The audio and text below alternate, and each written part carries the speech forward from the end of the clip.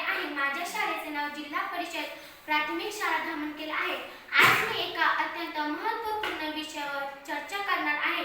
तो विषय म्हणजे भविष्यातील इंधन समस्या.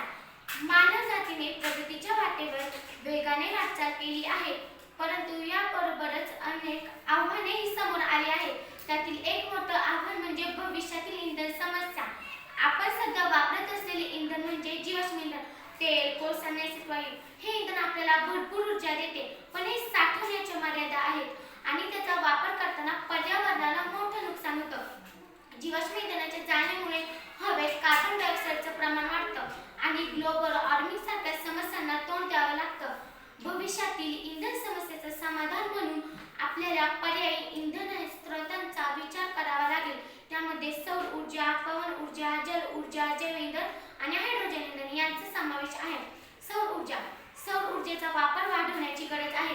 सोलर पॅनलच्या माध्यमातून आपण सूर्याच्या प्रकाशाचा उपयोग करून ऊर्जा निर्माण करू शकतो. पवन ऊर्जेचा उपयोग करून मोठ्या प्रमाणात वीज निर्मिती करता येते. पवनचक्क्या स्थापित करून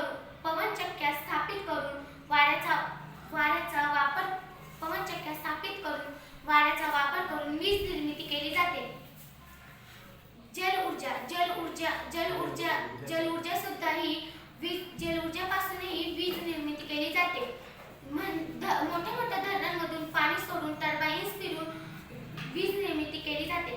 जैव इंधन म्हणजे वनस्पती किंवा जनावरांच्या अवशेषांपासून तयार केलेले इंधन.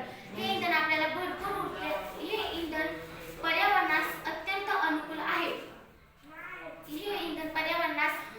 अनुकूल आहे व त्यामुळे कार्बन उत्सर्जन कमी होऊ शकते.